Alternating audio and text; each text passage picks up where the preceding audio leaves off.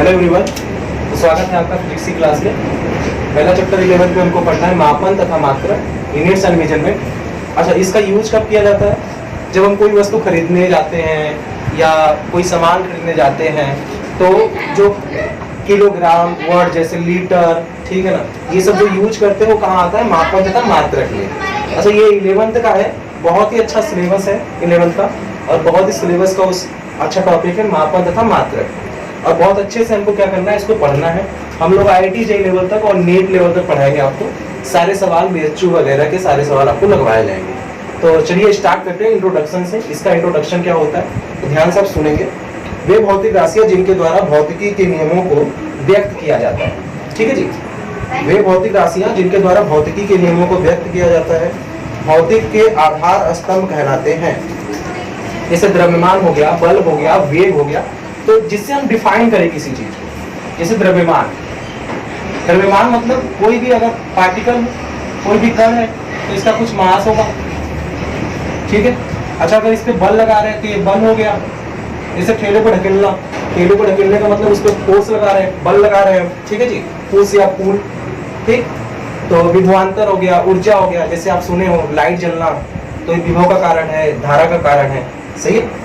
तो अपन आगे बढ़ते हैं। सबसे पहला हेडिंग सीखेंगे इसमें हम लोग, भौतिक राशि, फिजिकल क्वांटिटी क्या होता है। तो सबसे पहला काम हमारा वही है।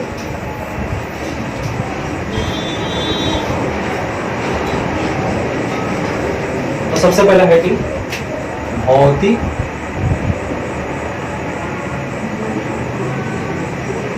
राशि, यानी इसका मतलब है फिजिकल क्वांटिटी। ठीक है जी, इसके बारे में हम लोग जानने वाले हैं। तो भौतिक राशि क्या होता है, ध्यान से सुनेंगे। वे सभी राशियां जो एक संख्या द्वारा व्यक्त की जा सके, उन्हें प्रत्यक्ष या अप्रत्यक्ष रूप से मापा जा सके, भौतिक राशियां कहलाती हैं। तो मैं लिख देता हूं, वे सभी राशियां जो एक संख्या द्वारा व्यक्त किया जा सके,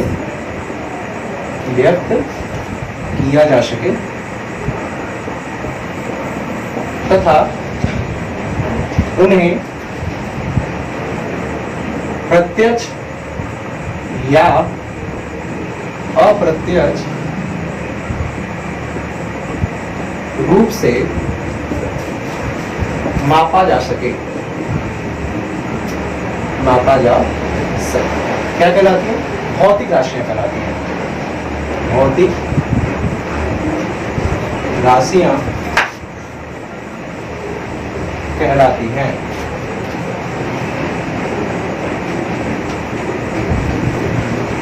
ठीक है, तो ये भौतिक राशियां होती है, फिजिकल क्वांटिटी होते हैं। सही है। अच्छा, अब आगे सीखते हैं मात्रक। भौतिक राशियां कहलाती है। ठीक है, एग्जाम्पल के तौर पे द्रव्यमान हो गया, वेग हो गया, सही है, विद्युत धारा हो गया। एग्जाम्पल लिख लेते हैं इसके।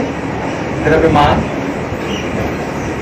को एक नंबर द्वारा व्यक्त किया जाता है, जैसे 10 किलोग्राम, 20 किलोग्राम, 25 किलोग्राम।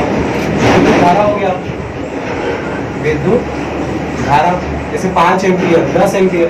तो प्रत्यक्ष या अप्रत्यक्ष रूप से उसको क्या किया जा सके, मापा जा सके। हमें विशेष ध्यान रखेंगे। सही है। अब आते हैं मात्रक सीखने पे। मात्रक क्या होता है? यूनिट्स।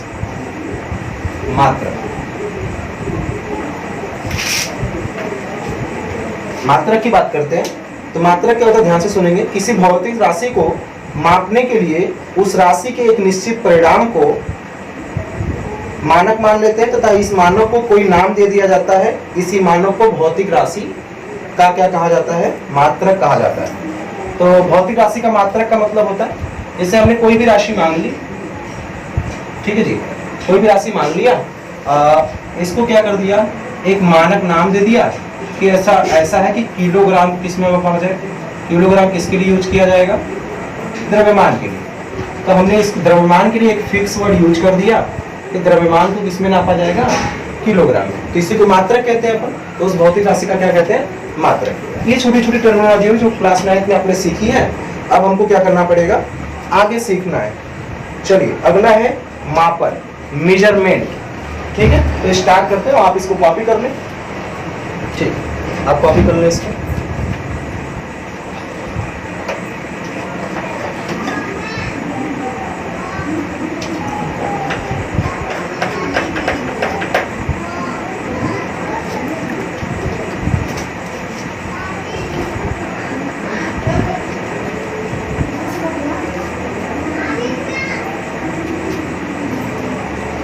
चलिए इसको मिटा देते हैं। अब आगे सीखते हैं मापन, मेजरमेंट के बारे में सीखते हैं।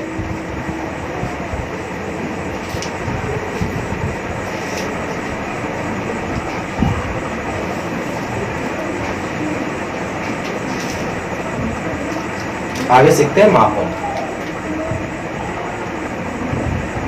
मापन यानी मेजरमेंट।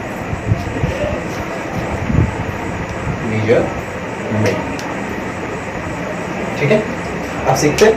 तो मेजरमेंट का मतलब क्या होता है? किसी दी गई अज्ञात राशि को चुने हुए मानक से तुलना करने को ही मापन कहते हैं। तो इसका मतलब है किसी दी गई अज्ञात राशि को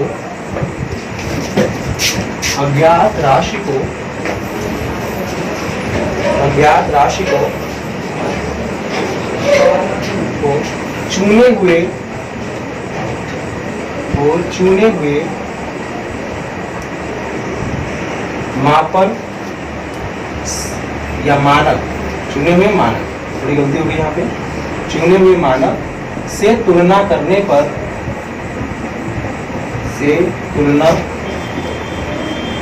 को ही मापन कहते हैं। मापन कहते हैं। ठीक है जी। तो कोई भी राशि दी होगी, हम उसको क्या करेंगे? दूसरे राशि में कन्वर्ट करने की, यानी दूसरे मात्रकों में कन्वर्ट करके उसकी वैल्यू निकालने की कोशिश करेंगे। सही है जी। तो किसी भी भौतिक राशि को मापने के लिए दो बातों की आवश्यकता होती है। तो कोई भी अगर भौतिक राशि है, फिजिकल क्वांटिटी है कोई चीज, अगर कोई भी भौतिक राशि है तो इसको दो प्रकार से चीजें नापते हैं। एक होता है इसमें क्या, एक होता है इसका मात्रक यानी यूनिट होता है इसमें, और दूसरा होता है आंकिक मान यानी न्यूमेरिकल वैल्यू इसकी कितनी होगी।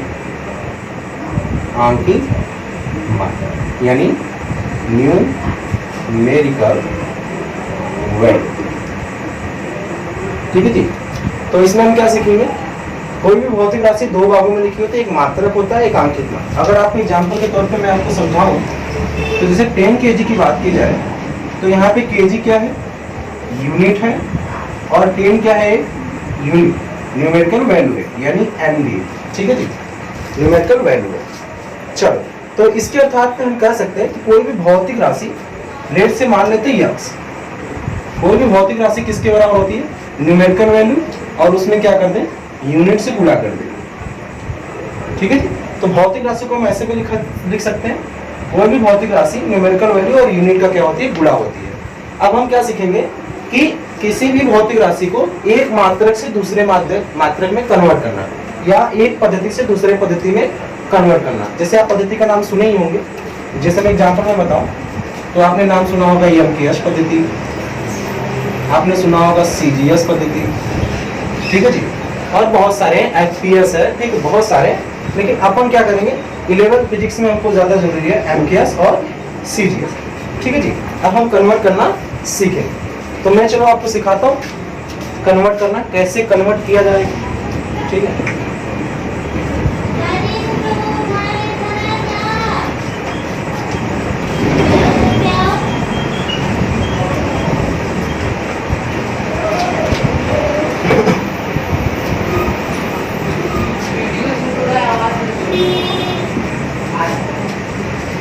चलिए, तो जो मैंने भौतिक राशि लिखी थी वो भौतिक राशि किसके बराबर बताई थी आपको?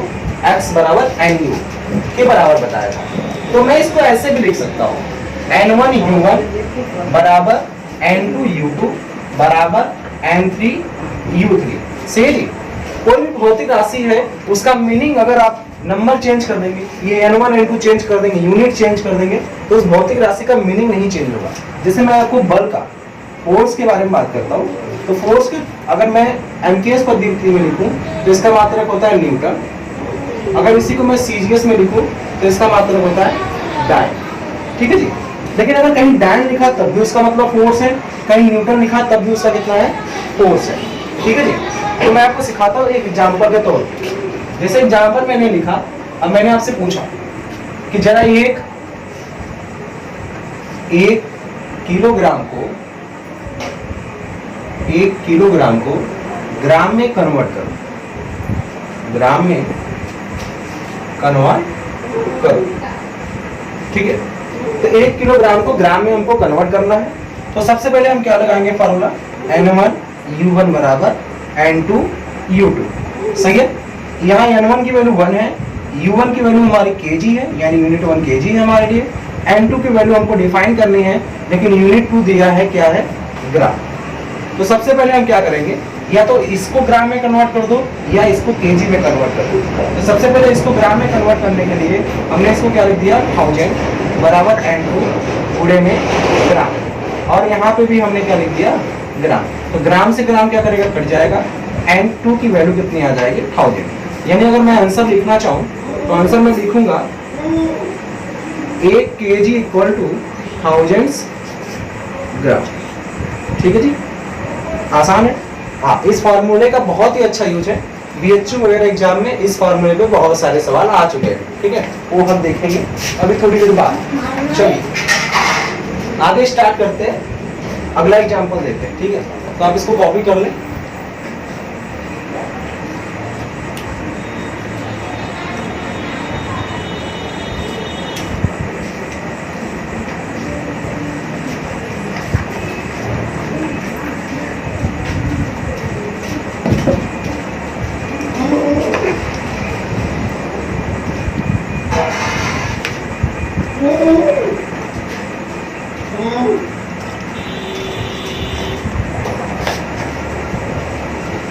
चलिए आगे बढ़ते हैं और अगला एग्जाम्पल लेते हैं। तो बहुत सारे एग्जाम्पल करने वाले इस फार्मूले पे, क्योंकि इस पे बहुत ही अच्छे अच्छे सवाल आते हैं, आगे करने वाले हैं। ठीक है, ठीक है, चलिए आइए अगला एग्जाम्पल करेंगे अपन।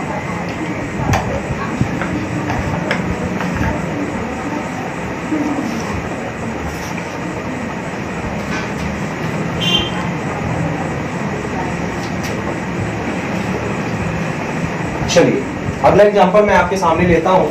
जैसे आपने पढ़ा होगा कभी भी, क्वेश्चन में लेता हूँ आपके सामने, एक न्यूटन को डायल में बदलिए। सही है, ये आपने पढ़ा होगा और आपको आंसर भी इसका पता होगा कि कितना आता है, 10 की पावर 5 डायन आता है। सही है, तो अपन करने वाले हैं, चलो शुरू करते हैं। तो हमने सबसे पहले क्या लगाएंगे, N1U1 बराबर N2U2। तो N1 की वैल्यू कितनी है, 1, U1 हमारे लिए क्या है, न्यूटन है, बराबर N2 की वैल्यू हमको पता करनी है, U2 हमारे लिए क्या है, डायन है। सही है, डायन लिख देता हूँ मैं अच्छे से। ठीक है, अच्छा न्यूटन को अगर मैं लिखना चाहूँ अच्छे से, तो वी नो दैट कि F बराबर क्या होता है, m में होता है।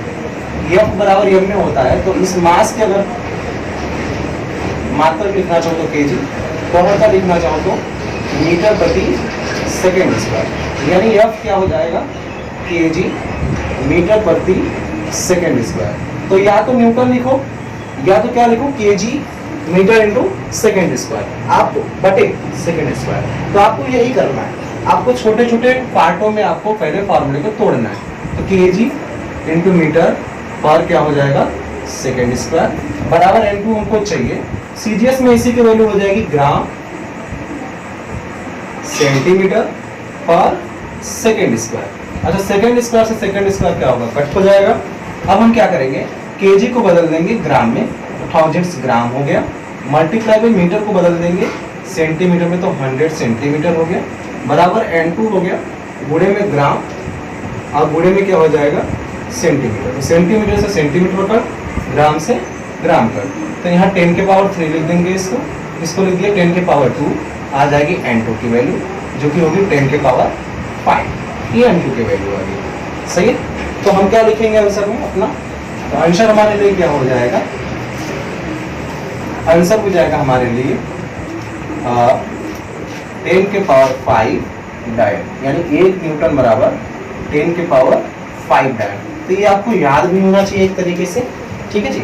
आप इसको अच्छे से कॉपी कर लें, समझ लें, और हम आगे भी एग्जाम्पल करेंगे।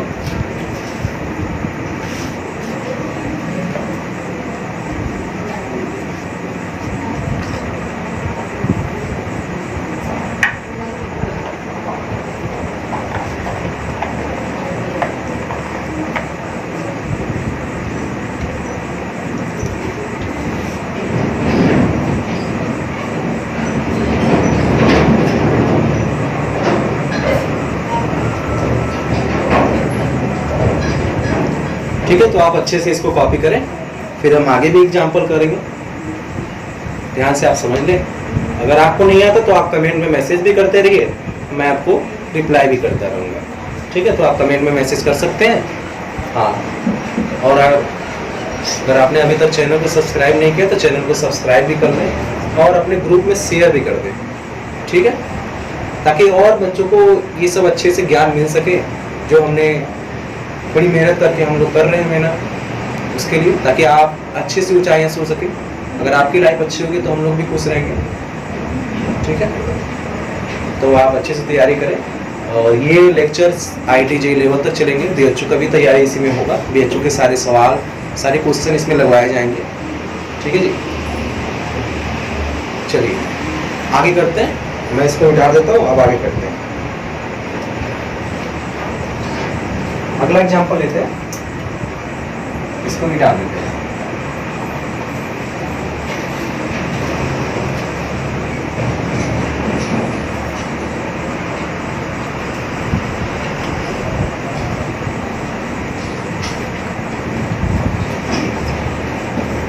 चलिए क्वेश्चन नंबर 2 आपके सामने मैं रखता हूं, ध्यान से आप देखेंगे।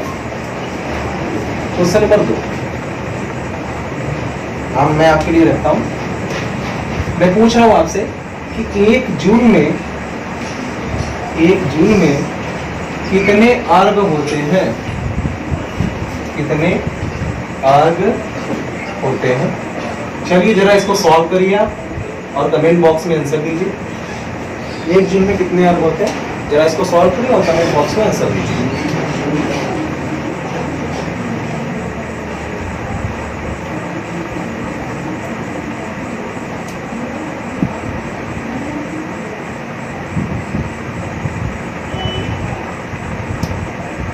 कमेंट बॉक्स में आंसर दीजिए आप जल्दी से। चलिए मैं अब सॉल्व करता हूँ, आपने आंसर दे दिया होगा, मैं अब सॉल्व करता हूँ। तो चलिए मैं सॉल्व करता हूँ। मैंने फार्मूला लगाया N1U1 बराबर N2U, ठीक है जी, करते हैं। तो N1 की वैल्यू 1 है, U1 की वैल्यू हमारे लिए क्या है, जूल है, N2 की वैल्यू हमको पता करनी है, U2 पता है, अर्घ है, ठीक है, अर्घ लिख दिया, सही। चलो अच्छा, जूल के लिए आपने पढ़ा होगा कि W बराबर क्या होता है, F इंटू D होता है, W हो गया।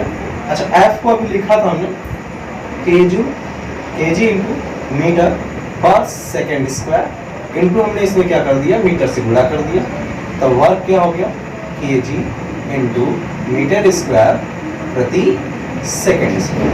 यही हमारा क्या होता है, जूल भी होता है। तो हम इसके छोटे वाले मात्रा को क्या करेंगे, वहां से रिप्लेस कर देंगे।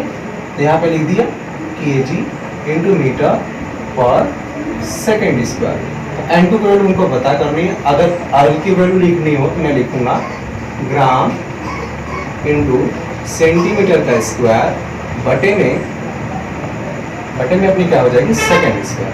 सेकेंड स्क्वायर से सेकेंड स्क्वायर कट जाएगा। अब kg को किस में लिख देंगे, ग्राम में लिख देंगे। मीटर स्क्वायर को किस में लिख देंगे, सेंटीमीटर में। तो 100 का क्या कर देंगे, स्क्वायर, फिर कर देंगे centimetre square equal to N2 into gram into centimetre square. Centimetre square से सेंटीमीटर स्क्वायर, ग्राम से ग्राम कट हो गया। तो यहाँ 10 के पावर 3 यहाँ से आ जाएगा। इसको लिख सकते हैं 10 का स्क्वायर, के पावर स्क्वायर है तो इसलिए ये हो जाएगा 10 के पावर 3। इसको लिख सकते हैं 2 मल्टीप्लाई बाई 2 इंटू 4 हो जाएगा, यानी कितना आ जाएगा 10 के पावर 7। तो अगर अपने को आंसर लिखना हो तो अपन आंसर क्या लिखेंगे, 1 जूल में कितना अर्ब होता है, 10 के पावर 7 अर्ब होता है। ठीक है जी, कोई दिक्कत? चलिए बढ़िया, करिए इसको कॉपी करिए और समझ लीजिए, जहाँ नहीं समझ में आता कमेंट बॉक्स में आप पूछ सकते हैं हमसे।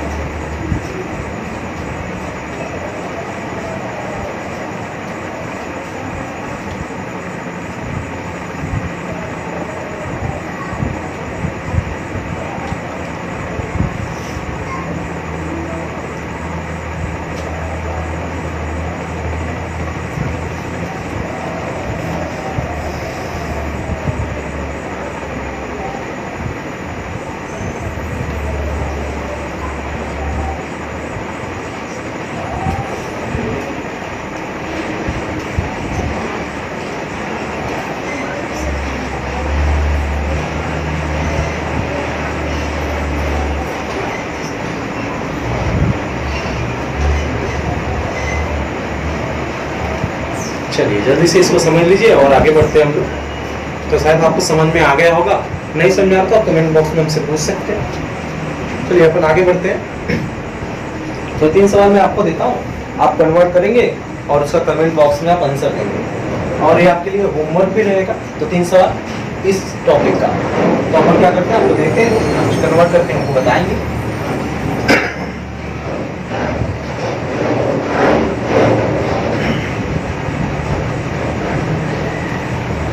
देखिए मैं आपके लिए मेहनत कर रहा हूँ, तो आप भी थोड़ी सी मेरी सहायता कर सकते हैं। आप चैनल को सब्सक्राइब कर सकते हैं, शेयर कर सकते हैं, अपने दोस्तों को बता सकते हैं, ताकि वो भी क्या कर सकें, अच्छे से पढ़ाई कर सकें। लॉकडाउन की स्थिति में आप अच्छे से पढ़ाई करें ताकि आपका भविष्य उज्ज्वल हो सके। ठीक है, चलिए मैं आपको सवाल देता हूँ। तो क्वेश्चन नंबर फर्स्ट है आपके लिए, 20 किलोमीटर प्रति घंटा को मीटर पर सेकंड तथा सेंटीमीटर पर सेकंड में बदलिए। ये आपके लिए पहला क्वेश्चन है। क्वेश्चन नंबर 2 है आपके लिए कि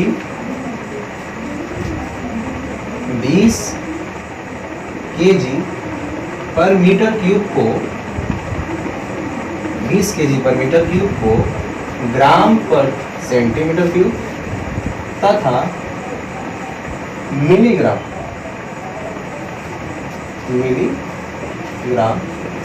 पर सेंटीमीटर क्यूब में बदलिए। ये आपके लिए होमवर्क भी रहेगा, और आप अभी चाहे तो इसको सॉल्व भी कर सकते हैं वीडियो के साथ में। ठीक है जी, और कमेंट में रिप्लाई भी कर सकते हैं। ठीक है, तो आप इसको कॉपी करें, जल्दी से उनको लगा के इसका आंसर ही होता है। चलो जल्दी करिए।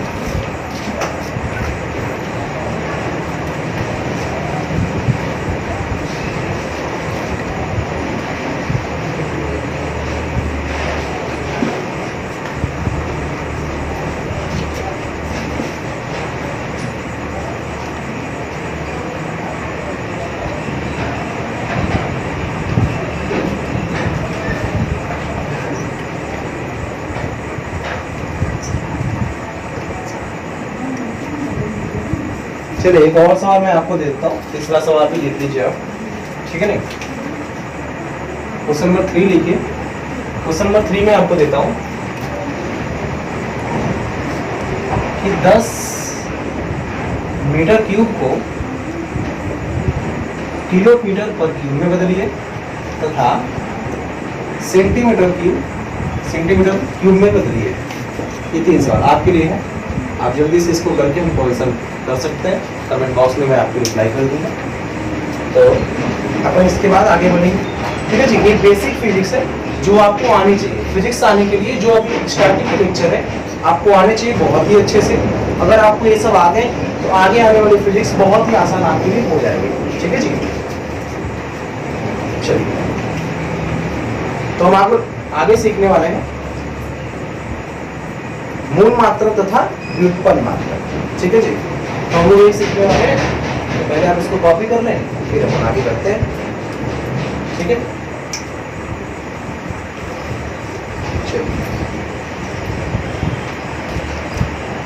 मैं स्टार्ट करता हूँ, इसको मिटा देते हैं अपन, इरेज कर देते हैं।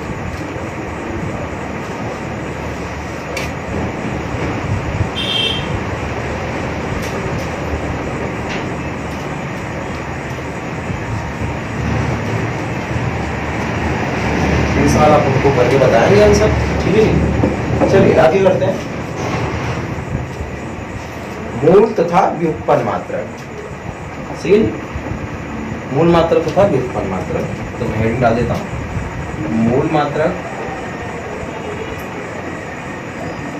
तथा व्युत्पन्न मात्रक, ठीक है जी। इसको अंग्रेजी में कहते हैं फंडामेंटल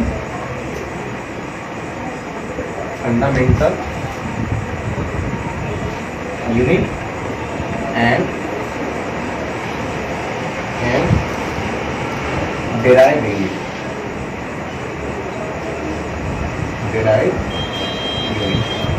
उनका अंग्रेजी नाम है, सही है। तो ये सब चीजें आपने क्लास 9 में सीखी हैं। मूल मात्रक क्या होता है?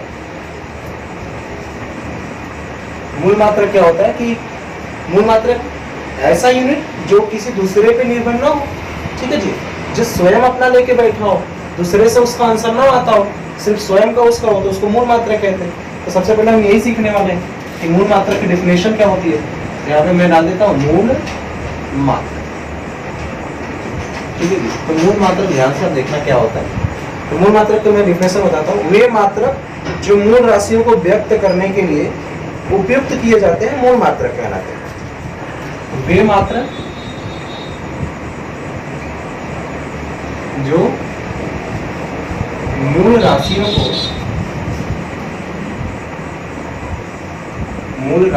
को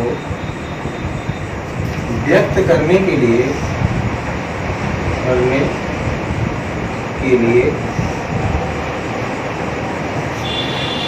उपयोग किए जाते हैं, किया जाता है, मूल मात्रक कहलाता है। मूल मात्रक कहलाता है, ठीक है, मूल मात्रक कहलाता है। सही। एग्जाम्पल के तौर पे मैं आपको बताऊं तो इसे लंबाई का मात्रक होता है मीटर, ठीक है, किलोग्राम का होता है, द्रव्यमान का मात्रक होता है किलोग्राम। तो इसी चीज क्या है, मूल मात्रक है। आगे बात करें व्युत्पन्न मात्रक की। व्युत्पन्न मात्रक की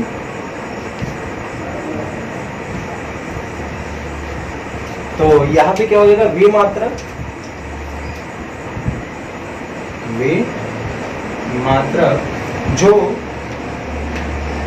जो मूल मात्रकों की सहायता से,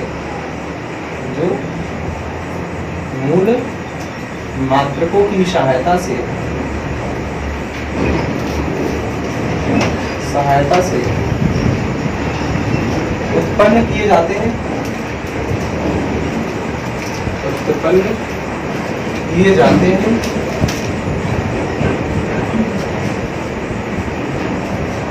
उत्पन्न किए जाते हैं व्युत्पन्न मात्रक कहलाते हैं। व्युत्पन्न मात्रक कहलाते हैं, ठीक है जी। आपने क्लास 9 में सब सारी चीजें पढ़ी है, हाँ, ठीक है जी। तो एग्जाम्पल के तौर पे मैं बताऊंगा आपको, जैसे क्षेत्रफल हो गया, आयतन हो गया, ये लोग क्या करते हैं, मूल मात्रक पे क्या करते हैं, निर्भर रहते हैं। सही। तो अपन आगे करते हैं। तो ये सब क्या होते हैं, निर्भर करते हैं। तो जैसे मैं आपको बताऊं, मूल राशि और मूल मात्रकों का क्या बनाएंगे, कालम बनाएंगे। ये सब छोटी छोटी बातें हैं जो मैं आपको ज्यादातर जल्दी से जल्दी आपको सिखाना चाहता हूँ। ये सब चीजें आपको आती हैं, बस आपको क्या कर रहे हैं, रिवाइज करा रहे हैं ताकि आपको जल्दी से याद हो जाए, ठीक है जी। चलिए, तो आप इसको कर लीजिए। एग्जाम्पल के तौर पे आप लिखना चाहे तो लिख सकते हैं। इसमें जैसे मैं लिख देता हूँ, लेंथ का यूनिट हो गया मीटर, और मैं इसमें लिख देता हूँ एरिया हो गया, एरिया का यूनिट क्या हो जाएगा, मीटर। इस पर आप लिख सकते हैं, ठीक है जी। इसको जल्दी से आप कॉपी कर लें, फिर अपन आगे बढ़ते हैं। अब हम क्या लिखने वाले हैं, मूल मात्रक तथा भौतिक राशियाँ। भौतिक राशियों के मूल मात्रक लिखने वाले हैं जो हमारे पास उपलब्ध हैं, साथ होते हैं, आपको पता है, वो हम लिखने वाले हैं, ठीक है।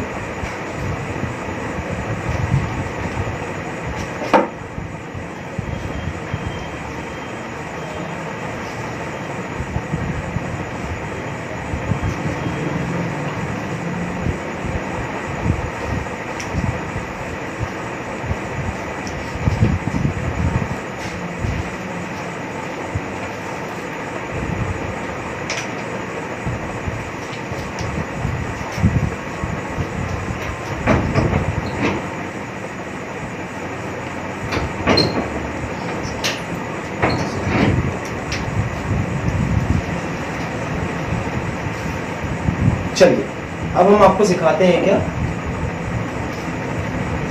मूल मात्रक लिख के दिखाते हैं और क्या दिखाते हैं, मूल राशि 7 होती है और ये बहुत अच्छी है, आपको याद करना पड़ेगा इनको। अगर आपने इनको याद कर लिया तो फिजिक्स थोड़ी सी आपके लिए आसान हो जाएगी। और जो चैप्टर आपको चल रहा है इस चैप्टर को बहुत ही अच्छे से पढ़ना है, क्योंकि इससे आपका बेसिक्स क्या हो जाएगा फिजिक्स में थोड़ा सा क्लियर हो जाएगा, जिससे आपको आगे आने वाली चीज़ें बहुत ही आसान से समझ में आएंगी। तो चलिए मैं लिख देता हूँ, तो मैं यहाँ लिख देता हूँ क्रम संख्या और मैं यहाँ लिख देता हूँ भौतिक राशि या मूल राशि, जो भी आप कहना चाहें, ठीक है। और क्या लिखते हैं, यहाँ पे मात्रक लिख देते हैं, सही है जी। और मैं थोड़ी सी और बातें बता देता हूँ, इसका बीमा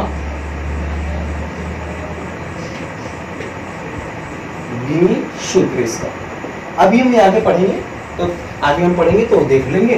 अभी मैं लिखता हूँ, तो पहला लिखता हूँ मैं, पहला मेरा लिखा मैंने भौतिक राशि में नाम लिखा किसका, द्रव्यमान का, द्रव्यमान, ठीक है। अच्छा इसका मात्रक क्या होता है, किलोग्राम। अच्छा इसका बीमी सूत्र क्या हो जाएगा मेरे लिए, एम, बड़े वाले बॉक्स में, ठीक है जी। आगे बात करते हैं, दूसरा है मेरे लिए लंबाई।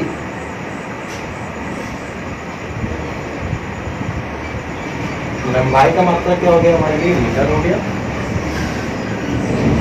ठीक है। फिर हमारे लिए क्या होगा, इसके लिए मीटर के लिए एल। थर्ड नंबर की बात किया जाए, थर्ड नंबर में हमारा क्या होगा, समय। समय लिखना है आपको। समय के लिए क्या हो गया हमारे लिए, सेकंड हो गया,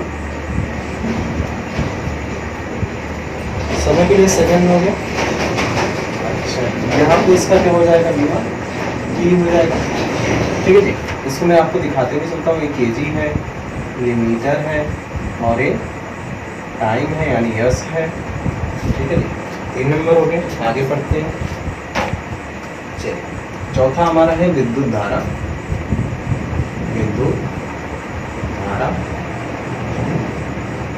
ठीक है। चलिए ये क्या हो जाता है, इसका मात्रक एम्पियर, इसको हम ए से दर्शाते हैं। अगर मैं इसको लिखना चाहूँ तो ये होता है, ए होता है, ठीक है जी। आगे बढ़ते हैं, पांचवा है हमारे लिए ताप। ताप क्या हो गया हमारे लिए, टेम्परेचर यानी केल्विन इसका मात्रक होता है, ठीक है। और इसके लिए हम क्या यूज करने वाले, ये यूज करने वाले। छठवा है पदार्थ की मात्रा, पदार्थ की मात्रा, ठीक है जी। इसको क्या कहते हैं, मोल में। और जब इसके लिए लिखेंगे तो क्या लिखेंगे, MOL लिखेंगे, सही है। आगे लिखते हैं लास्ट, ज्योति तीव्रता, ज्योति तीव्रता यानी इसका मात्रक होता है कैंडिला, ठीक है। और यहाँ से सीखते हैं। अच्छा ध्यान से सुनिए, ये जो स्टार्टिंग के 5 और ये छठवां, ये क्या करेंगे, हम अभी फिजिक्स में यूज करेंगे। अभी इसका ज़्यादा यूज नहीं है, या तो कोई भी यूज नहीं है अभी फिजिक्स में, अभी हम कोई भी यूज नहीं करेंगे। 11th और 12th में हम इन्हीं का यूज करने वाले हैं। अच्छा इनमें से 5 हमारे लिए महत्वपूर्ण है, स्टार्टिंग के द्रव्यमान, लंबाई, समय, विद्युत धारा और ताप, ये पूरे फिजिक्स में आपके लिए आएंगे। पदार्थ की मात्रा आपको अक्सर मिलेगी किसमें, केमिस्ट्री में, वहाँ पे आप मोल सुनोगे, ठीक है ना। जैसे 2 मोल सोडियम का ले लो या 2 मोल जल का ले लो, ठीक है, वहाँ पे हम सुनेंगे। तो आप इसको कॉपी कर ले, फिर आप आगे सीखते हैं, ठीक है। इसको जल्दी से कॉपी कर ले।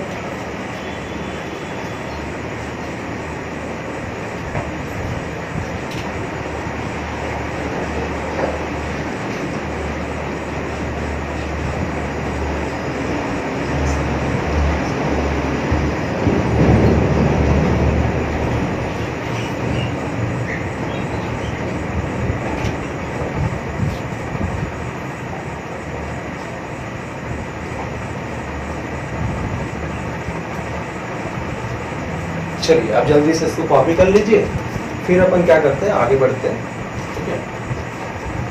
इसके बाद हम लोग सीखने वाले पूरक मात्रकों की तालिका। पूरक मात्रक मतलब होता है सप्लीमेंट्री यूनिट। सप्लीमेंट्री में जैसे हम सीखते हैं कोण का मात्रक सीखते हैं, घन कोण का मात्रक सीखते हैं, ये सब चीज़ें बहुत काम की हैं। मैं आपको कोण निकालना भी सिखा दूंगा, सही है, ठीक है। चलो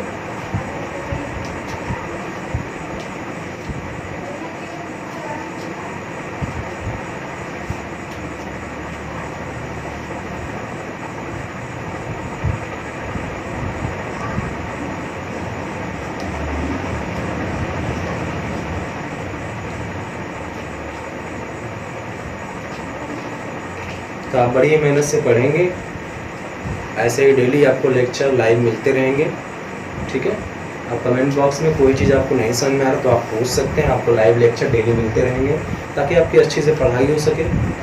और थोड़े से अपने आप अच्छे बड़े रखें ताकि आप अपना भविष्य सुधार सकें और अपने पिताजी का सर ऊंचा कर सकें, इसलिए सपने आप थोड़े बड़े रखें।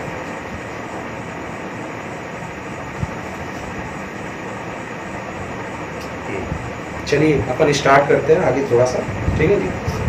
तो अपन क्या लिखने वाले, तो मैं इसको मिटा देता हूँ, आप कर लिए होंगे, ठीक है।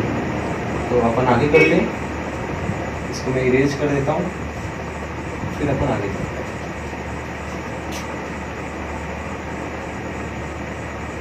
तो अब लोग सीखने वाले हैं क्या, पूरक मात्रक यानी सप्लीमेंट्री यूनिट। मैं हेडिंग डालता हूँ पूरक मात्रक, पूरक, ठीक है जी। पूरक मात्रक मैं आपको बताने वाला हूँ। तो इसमें दो बातें होती हैं, पहला होता है समतलीय कोण, समतलीय कोण, ठीक है जी, समतलीय कोण, इसको हम कहते हैं प्लेन एंगल, और दूसरा होता है घन कोण, घन कोण। तो इसको अंग्रेजी लिख देता हूँ, इसकी अंग्रेजी होती है प्लेन एंगल, प्लेन एंगल, और इसकी अंग्रेजी होती है सॉलिड एंगल। सॉलिड एंगल हम पढ़ेंगे 12th फिजिक्स में, ठीक है जी। अभी हम समतलीय कोण पढ़ने वाले हैं, ठीक है। चलिए, तो इसका मैं अगर मात्रक लिखना चाहूँ, ठीक है जी, और क्या लिखना चाहूँ, इसका प्रतीक, तो इसका मात्रक होता है रेडियन, जिसको हम लिखते हैं RAD लिखते हैं। इसका मात्रक होता है स्टेरेडियन, स्टेरेडियन, जिसको हम क्या कहते हैं SR, ठीक है जी, स्टेरेडियन। तो यहाँ तक आपको चीज़ें समझ में आ गई होगी, ठीक है। तो आपको सारी चीज़ें कंप्लीट कर लेनी है, सारी चीज़ें याद कर लेनी है, ठीक है। तो ये है फर्स्ट लेक्चर फिजिक्स का 11th का। थैंक्स फॉर वॉचिंग, देखने के लिए धन्यवाद, ठीक है। आपका दिन शुभ हो।